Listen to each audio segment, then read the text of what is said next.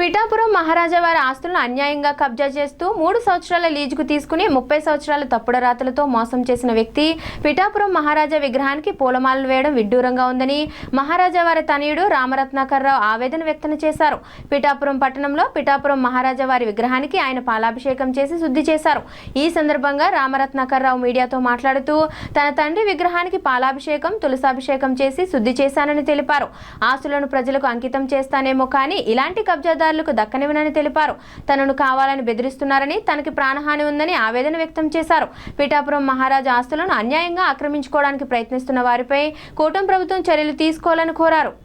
మరి 3 ఏళ్ళు అన్నదేమో 30 ఏళ్ళు సొన్నాలు విడిచి పెట్టిన వాళ్ళు మరి వీళ్ళందరూ కూడా మొత్తం అది చూసి నేను బాధపడి మనసు క్లేశంతో ఇంకా కంచి ఒక 2 నిమిషాలు 3 నిమిషాలు నిలబడి ఆ తర్వాత కారు మీద ఆ తర్వాత వెళ్ళిపోయి సంస్థాన సత్తులో మా నాన్నగారి విగ్రహానికి చేసాం.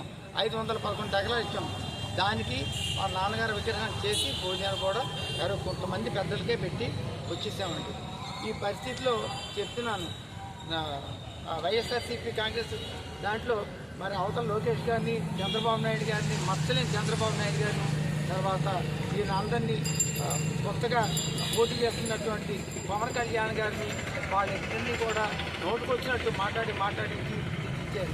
జగన్ గారు ఉంటున్నప్పుడు దాని గురించి పిల్లలందరూ కూడా వీళ్ళందరూ కూడా నిరసిస్తూ చేస్తే వాళ్ళనేమో 10 రోజులు సస్పెండ్ కూడా చేశారని విన్నాను.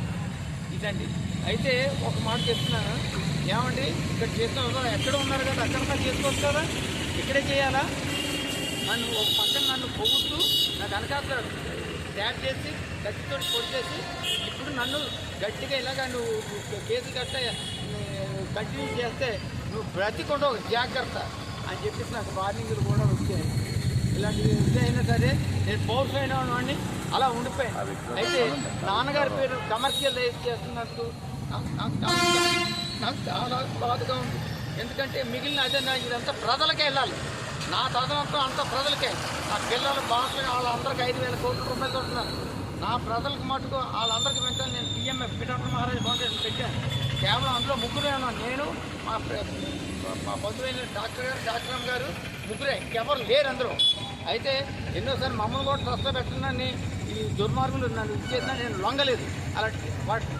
కాబట్టి ఇవన్నీ మీరు ప్రజలందరూ చేసుకొని నా తదనంతరం నీతికి నిజాయితీకి ఇంతకాలానికి వచ్చినటువంటి శ్రీ కొణిదెల పవన్ కళ్యాణ్ గారు ఆయన హయాంలో రాజాగారు చేసిన దాన ధర్మాలు మళ్ళీ ఆయన టైంలో ఆయన నీతి నిజాయితీ నిబద్ధతతో ఉన్న మనిషిని మేము గుర్తించాం, నిరూపించుకున్నారు కూడా ఈ సంవత్సరంలో.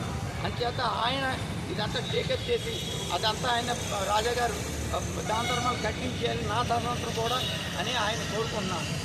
ఈ సందర్భంగా మరి ఎంతో ప్రేమతోటి ఆయన చూసినటువంటి ఎప్పుడు మాకు ఏ అన్యాయం చేయలేదు నారా చంద్రబాబు నాయుడు గారు. అంచేత ఈ సందర్భంగా వాళ్ళు ముగ్గురు కూటమే ఉండాలి తప్పించి ఎవరు వచ్చినా సరే నాన్నగారికి ఆ దాన ధర్మాలకి ఖచ్చితంగా వికాసం కలుగుతుంది.